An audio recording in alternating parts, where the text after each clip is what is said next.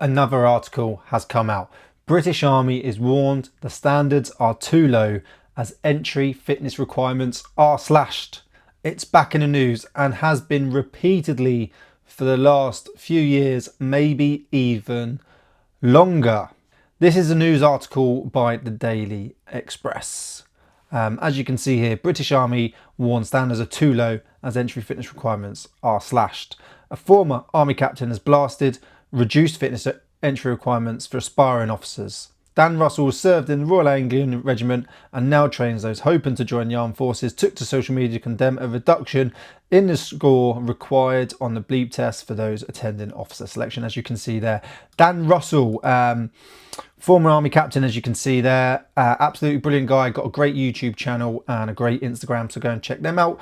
And before we carry on, make sure you click that subscription button for Combat Ready HQ. Head over to combatreadyhq.co.uk, check out our merch and our coffee. A big shout out to all of our channel members. And if you do want to support the channel, you can become a channel member yourself. But getting into it then, he claims that those who attended the initial assessment in Westbury, okay, for those that don't know, Westbury down in Wiltshire is where those aspiring officers, those want to be an officer within the British Army, head down to Westbury for the Army Officer Selection Board. Okay, that's where the 2-day assessment is carried out. When they went down there last week, they were only required apparently to get 7.10 on the test, significantly lower than the 8.6 standard that has been required in recent years. This is a little bit confusing to me because it still says on the British Army website that they're meant to get 8.7, 8.6, 8.7, but I know Dan trains aspiring officers. That's sort of his whole thing now. That's his business model. So I'm guessing he has sent people down there, guys and girls, and they have come back and said we only had to get 7.10 or 7.10, which is shocking if that is the case. Why is this absolutely so shocking? First of all, they've set the standards of 8.6, 8.7. That's the standard you've got to meet. So that's what you're aiming for. And you've gone down there and they've gone, actually, the numbers are a bit too low. Let's do 7.10 this time. So everyone before them has been required to meet a set standard. These have then been required to meet a lower standard. So when they go off to the Royal Military Academy Sandhurst, one of the most prestigious, if not the most prestigious officer school in the world, you're going to have people there that have met different standards but come along to do the same training and job. Also, once they come down, very unlikely they're going to go back up. It's just the way the army works. A pain in the arse, really annoying. So there's a couple of issues there.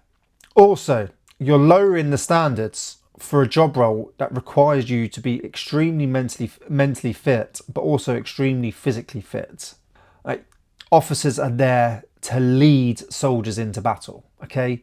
Let's not cut around it. The army, yes, they do other jobs. They're there to fight. They're there to win battles. They're there to win wars. And they're there to do the job that most people really don't want to do, okay? And the majority of officers going to Sandhurst want to be an infantry officer. So you want to lead soldiers into battle to fire weapon systems at other people, okay? Let's just put it in that terms, okay? So you need to be extremely fit to be able to carry the weight, because as an officer you're going to have a radio on your back, you're going to have all your officer's kit, you're going to have binos, you're going to have prismatic compasses, batteries, ammunition, water, food, spare kit, all that, etc. And you've got to be at the front. You've got to be fitter, you've got to be better than your blokes, or at least have that persona, have that perception that you are fitter and you are better than all the blokes that are going to follow you into battle, because it's no good the officer lagging behind. So the officer standards need to be higher than the soldier standards. I've seen a lot of officers go through Sandhurst. Some obviously slip through the cracks. You know, they most probably shouldn't have made it into the army, but they have. This lowering of standards of the British Army just should not be happening. Really, really sad to see. And it, you know, it happened throughout my career, as you're reading here. Dan says, lowering the standard is risky. It sets the wrong precedent, undermines the demand of the job, and most importantly, sets people up for failure, which is totally correct. And then you've got another army PTI that is an infantry PTI that didn't want to be named. That says fitness standards are horrendous. The army is not prepared to fight. It is actually a joke. I do agree with that. With the majority of soldiers, not all of them. Let's not, not pin all of them.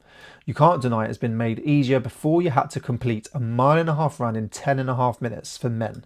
Whereas now with this SCR, the Soldier Conditioning Review, now the Soldier Condition Assessment, it's the SCA, you run a shorter distance, but are given more time. So instead of running 1.5 miles in under 10.5 minutes, you only have to run 2 kilometers. Okay. Before, 1.5 miles is 2.4 kilometers. So there's 400 meters taken off the distance. Okay. Which is quite a bit when you're running distance at a best effort pace. Okay. Any of you, I test you, go out and do a 400 meter best effort, 800 meter best effort, and a 1500 meter best effort. Okay. And see how your legs and your lungs feel after that. It's extremely hard.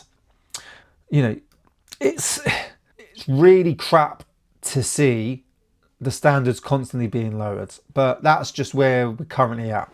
As it says here, it remains unclear whether the reduction of the bleep test standard is a temporary measure or whether it's a permanent change.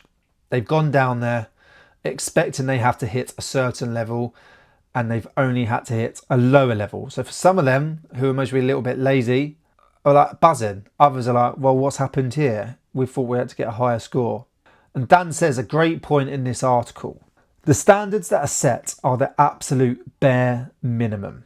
These are not the standards you should be aiming for. You should be aiming higher, and always aim higher.